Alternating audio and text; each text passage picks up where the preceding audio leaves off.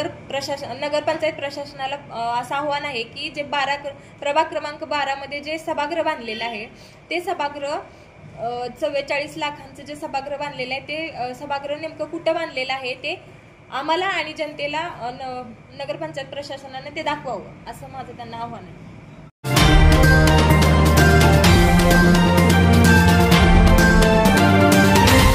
नमस्कार, मी गौतम भंडारे, बंडखोर न्यूजमध्ये आपले स्वागत आहे.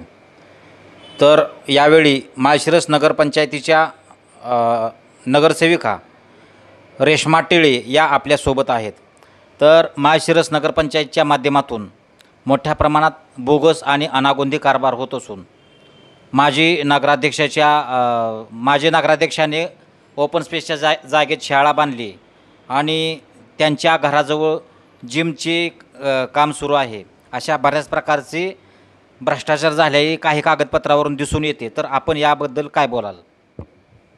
माजी नगराध्यक्ष आणि जे काही इतर त्यांचे सहकारी नगरसेवक आहेत त्यांनी जो तुम्ही आता सांगताय की जे काही अनागोंदी कारभाराबद्दल, तर त्यांची ती जी बांधकामं चालू आहेत ती त्यांच्या घराशेजारी चालू आहेत. त्याचबरोबर नगरपंचायतचं सभागृह बांधण्यासाठी 44 लाख हा निधी मंजूर झालेला होता आणि त्याच्याबद्दल आम्ही आत्ताचे CO जाधव साहेब यांना जर विचारणा केली त्यावेळेस त्यांनी सांगितलं की त्या कामासाठी मुदतवाढ घेतलेली आहे.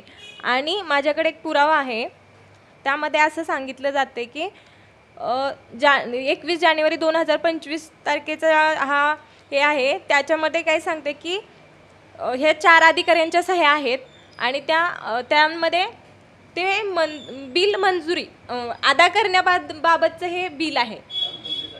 तर ते काम पूर्ण झाले असं हे जे पुरावा आहे तो सांगतोय. तर मग हा विरोधाभास का की एका COची पाठीमागचे CO हुलगे साहेबांचे आणि इतर अधिकाऱ्यांच्या सह्या आहेत आणि आत्ताचे CO सांगतायत की हे मुदतवाढ घेतलेली आहे. म्हणजे हा विरोधाभास का? आणि जर आम्ही नगरसेवक असून जर आमच्याशी अशी फसवणूक किंवा आमची दिशाभूल केली जात आहे तर सामान्य नागरिकांचं काय होत असेल?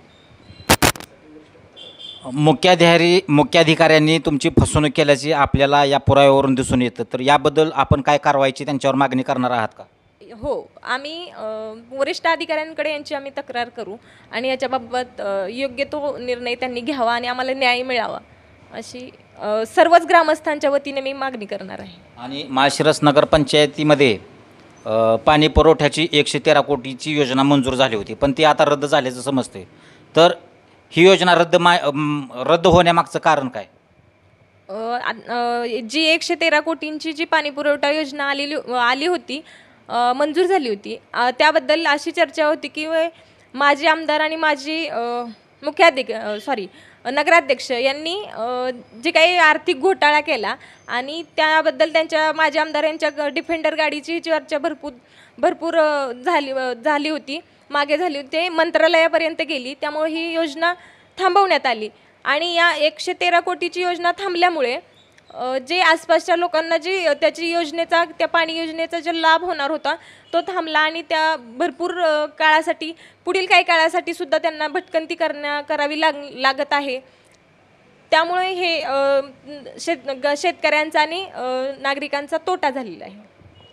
पुन्हा ही 113 कोटीची योजना सुरू करण्यासाठी आपण पाठपुरावा करणार का आणि कशा पद्धतीची लढाई लढणार?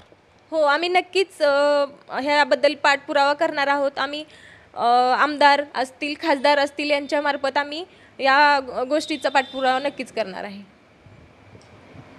आणि अशा प्रकारे तुम्हाला काय वाटतंय की गेल्या बऱ्याच वर्षापासून माळशिरस नगरपंचायतीवर माजी नगराध्यक्षाची फॅमिलीनं त्याला विळखा घातलेला आहे. एक प्रकारे म्हणजे आमच्या भाषेत बोलायचं म्हणलं तर हा भुजंग बसलेला आहे नगरपंचायतीवर. तर त्यांनी आजपर्यंत जे घोटाळे केलेले आहेत तर त्यांच्यावर कारवाई व्हावी, ते घोटाळे उघड करण्याचं काम आपण करणार का? नक्कीच करू. कोणीही सत्तेचा ताम्रपट घेऊन येत नाही.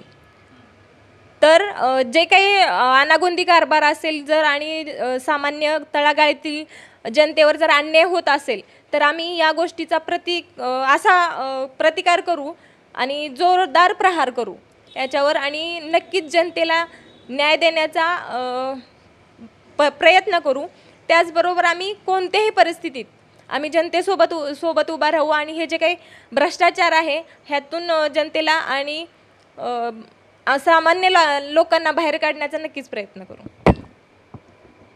माळशिरस नगरपंचायतीवर ज्यांची सत्ता आहे ते नगराध्यक्ष, माजी नगराध्यक्ष, आता नगरसेवक आहेत, त्यांची शाळा आहे, त्यांच्या शाळेच्या परिसरात बेकायदेशीररित्या बांधकाम सुरू आहेत. नगरपंचायतीचा हॉल बांधायची त्यांची मंजुरी होती आणि ह्यांनी जर मुख्याधिकाऱ्यांना विचारलं तर मुख्याधिकारी अजून कामाला सुरुवात झाली नाही म्हणतात. मात्र दुसरा एक अर्ज समोर येतोय की त्यांनी बिलं काढावीत म्हणून अर्ज केलेला आहे आणि त्याच्यावर सह्या झालेल्या आहेत. तर महाराष्ट्रात भाजपाचं एक हाती सरकार असल्यामुळं ह्यांना वाटतं हम करे सो कायदा, पण इथं हुकुमशाही नाही. या हुकुमशाहीच्या विरोधात आवाज उठवणाऱ्या रेश्मा टेळे या नगरसेविका आहेत आणि माजी नगराध्यक्ष, नगरसेवक आणि जे माजलेले सत्ताधारी आहेत त्यांचा लवकरच पर्दाफाश करण्याची ह्यांनी पूर्णपणे तयारी केलेली आहे. आपण इथेच थांबूया.